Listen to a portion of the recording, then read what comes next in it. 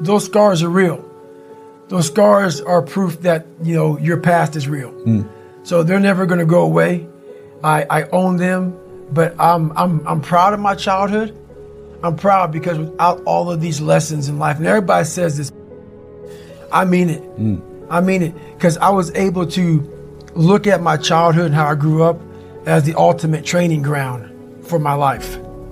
There has to be some people on this planet Earth who have my mentality. As gross as it is to some people, and as far off as it is and not understood, there has to be some people like me on this planet Earth. Has to be some warriors out there that are able to take this mindset and do something with it. So that right there, once you are able to look at your life and realize that all these bad things are actually the ultimate training ground for what you're going to, encounter in life, you start looking at your past very differently. You are your present, future, and past are all important aspects of who you really are. Unfortunately, many people overlook at least one. Because they don't feel at peace with who and what they are, they find it hard to follow through on the goals they set. So that you can stick to your plans confidently, you have to get to know all parts of you. Face your past. Your past will shape who you become today. Your past influences your feelings and the natural responses of your brain to stimuli. In your earliest years of life, you realize that certain actions led to certain responses. These associations may have been positive or negative. There are always negative aspects in our pasts that can make it difficult for us to move forward. Others may see the past as an idyllic time and long for the golden age they can have back. In either case, a negative outlook can lead to both your future and your present. This is why it's so important to acknowledge your past. Accept the fact that your life is your past and that you cannot change that. The past cannot be changed, no matter how much you try, but you can change it and make it reflect you better. Your past is yours to make meaning of. It doesn't have the power to disable you. You can harness it to power your drive for the future. It can only hold as much power that you give it, so make sure to use that power wisely. Recognize and accept the trauma you have, even though it may be difficult. You don't have to forget about trauma or minimize its importance, but you must learn to see the trauma as a whole and give it the weight it needs. This is true for both minor and major trauma. No matter how much trauma you still have, it is important to learn from it. Analyze your past to see how it has affected you. Once you have recognized your trauma, then you can explore how that trauma or your joy in life has changed you. Now think about all the things you might have done differently without the trauma. Without it, think about where you might be. It's okay to regret the decisions you made, but see the impact of your past on who you are today and envision how it can influence the future. Your past will have an impact on who you are, but it is not your only influence. Avoid keeping painful reminders that only make you feel worse for your present. Don't keep old trinkets around that make you feel less good about yourself. Forgive, but don't forget. If you feel it will help you forgive those who have hurt your feelings, do so. You don't have to forgive people who have hurt you. It's about letting go of the guilt and shame that has held you back. You release yourself from the pain of your hurt and its power over. It is important to remember what happened. You can't block those memories, but it is a waste of time. Let yourself forget the pain and move forward without bitterness. You must realize that what you remember may not be 100% accurate. Memory is a fuzzy thing. People can forget what happened to them. Even a casual conversation may change your memory of past events. Memory is flexible, so remember that your memories may be incomplete. You may only remember the basic details of an event, but you might forget the details. It's normal to forget details. Your memories are influenced by your emotions and experiences. It's that simple.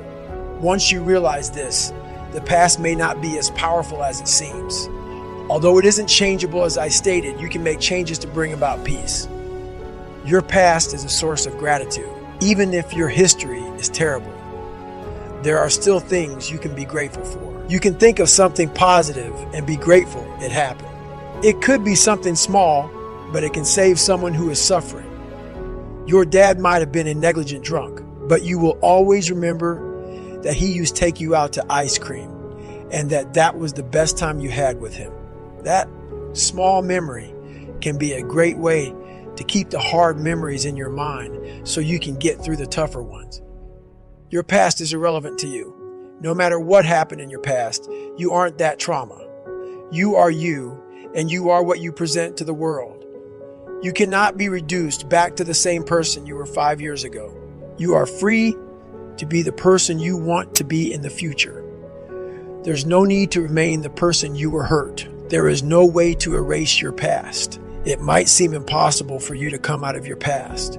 However, with time and self-reflection, and possibly some therapy, it is possible. It is not necessary to be tied down by the events of the past.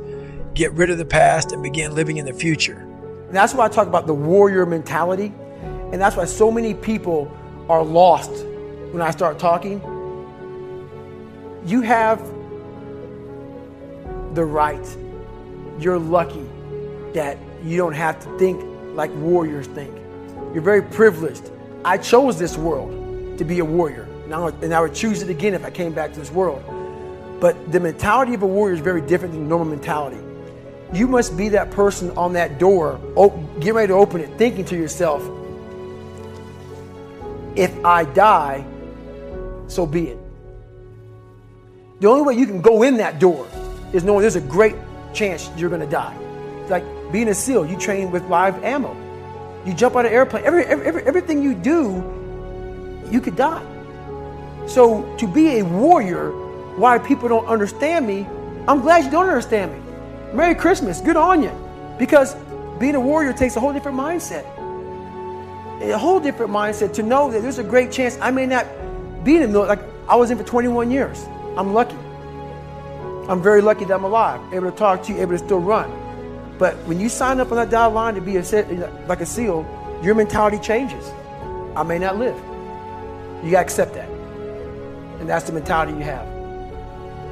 I realize that prejudice is everywhere. There is a piece of it in every person and each and every organization. And if you are the only in any given situation, it's on you to decide how you're going to handle it because you can't make it go away. For years, I used it to fuel me because there's a lot of power in being the only.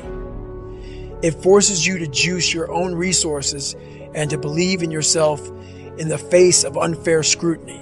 It increases the degree of difficulty, which makes every success that much sweeter.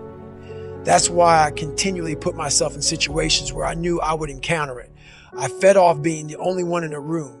I brought the war to people and watched my excellence explode small minds. I didn't sit back and cry about being the only. I took action, said go yourself, and used all the prejudice I felt as dynamite to blow up those walls. But that kind of raw material will only get you so far in life. I was so confrontational, I created needless enemies along the way, and I believe that's what limited my access to the top SEAL teams. With my career at a crossroads, I didn't have time to dwell on those mistakes. I had to find higher ground and turn the negative I created into another positive. I didn't just accept land warfare duty. I was the best instructor I could possibly be. And on my own time, I created new opportunities for myself by launching my Ultra Quest, which revived my stalled career. It's not about suffering, how people may look at suffering. Like you have to just go to a place that just every day of your life is suffering. You have to tap into suffering every day of your life because we have so much scarring that we have to clean up. You have to look at suffering as almost like I look at failure. To succeed, you must fail. In failure and in suffering, all the answers are in there. All the answers to all the test questions. The test is your life. All the answers are in there. You don't have to live in suffering and pain and failure all the time. You have to learn, I need to visit it. Like people hate working out. You're only going to visit working out maybe an hour a day. 23 other hours of the day, you're not in it. But how you become in shape is you must visit suffering, visit working out 1 hour a day. Visit suffering 1 hour a day. Visit your past failures 1 hour a day. The relationship with it is the answers are in there. They are in there. Within the suffering, go in there, and I call it the live autopsy. The live autopsy. How you find out someone died? They crack you open after you're dead. How you can live is do it while you're alive. Go back in your brain, crack it open while you're alive. Don't wait until you're dead to figure out why you died. Do it while you are living. Go in there, go into the suffering, go into the pain of your life and say, why did this suck for me so bad? Why am I afraid of all this stuff? Why have I shut down the whole world? I guarantee I'll tell you why you shut down the whole world. It's in these nooks of the suffering within your brain, in the scarring, are all the answers to why you are on the couch feeling sorry for yourself. They lie within the scars.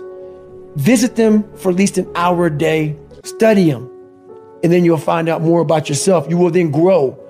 So don't look at it as every day I suffer. Go into it an hour a day.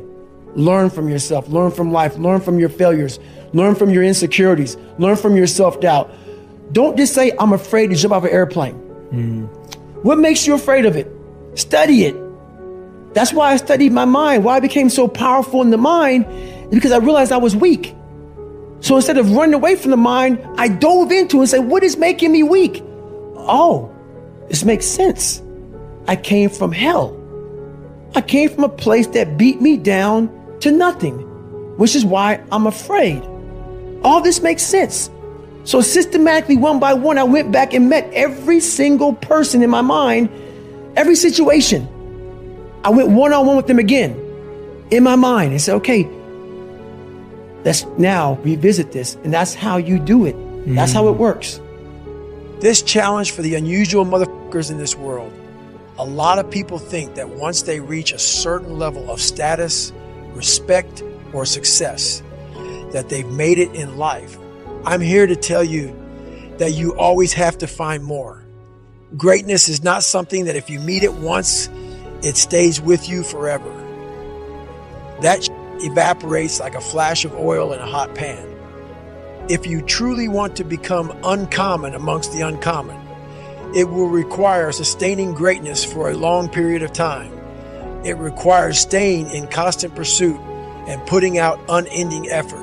This may sound appealing, but will require everything you have to give and then some. Believe me, this is not for everyone because it will demand singular focus and may upset the balance in your life.